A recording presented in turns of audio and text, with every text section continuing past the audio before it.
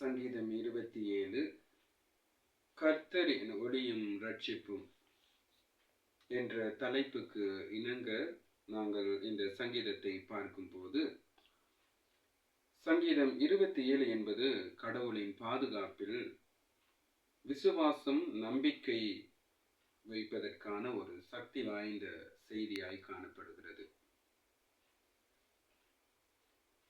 கர்த்தர் தனது ஒளி மற்றும் ரட்சிப்பு என்று தாவீது அறிவிக்கிறார். இதனால் அவர் பயப்பட எந்த காரணமும் இல்லை என்று கூறுவதை நாங்கள் காணலாம்.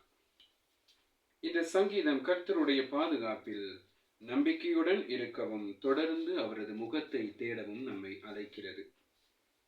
துன்ப காலங்களில் அவர் நமது கோட்டை என்பதை அறிந்து அவருக்காக பொறுமையாக காத்திருக்கவும் நம்மை ஊக்குவிக்கிறது. இந்த வசனத்தை மேலும் பார்க்கும்போது, தாவீது கர்த்தர் மேல் அதிகமான நம்பிக்கை, விசுவாசம் வைத்திருந்தார் என்பதை காணக்கூடியதாய் இருக்கிறது.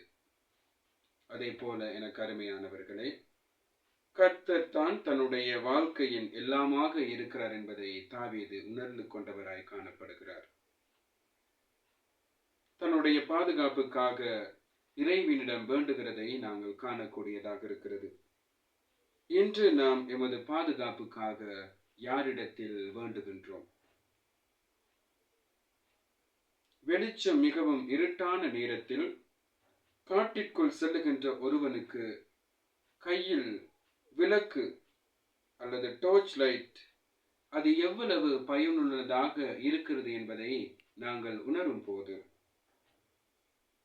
வெளிச்சமாக அமைவது மட்டுமின்றி ஆபத்து நேரத்தில் உதவக்கூடிய ஒரு கருவியாக அது காணப்படுகிறது. அதே போலதான் எனக்கு அருமையானவர்களே, கர்த்தரும் எமது ஆபத்து நேரத்தில் அனுகூலமாக இருந்து, ஒளியாக இருந்து எங்களை பாதுகாக்கின்றார். இதுவரை நடத்தி வந்த கடவுள் இனி வரப்போகின்ற நாட்களிலும் எங்களோடு கூட இருந்து இருளான எங்கள் வாழ்க்கையில் ஒளியை பெற்றுக் கொடுக்க அவர் வல்லவராக இருக்கிறார். ஆகவே இந்த நாட்களில் இருட்டான எங்கள் வாழ்க்கையில் ஒளியை பெற்றுக் கொடுப்பதற்காக அவர் தன்னை சிலுவையில் அர்ப்பணிக்கின்ற காலங்களாய் காணப்படுகிறது. அதே போல எனக்கு அருமையானவர்களே, நாங்களும் இந்த நாட்களில் இருளாக வாழ்ந்து கொண்டிருக்கிறவர்களுக்கு ஒளியை பெற்றுக் கொடுக்க அழைக்கப்படுகின்றோம். அவ்வாறு பணியாற்றுவதற்கு கடவுளாகிய ஆண்டவர் எனக்கும் உங்களுக்கும் ஆசீர்வதிப்பாராக. ஆமென்.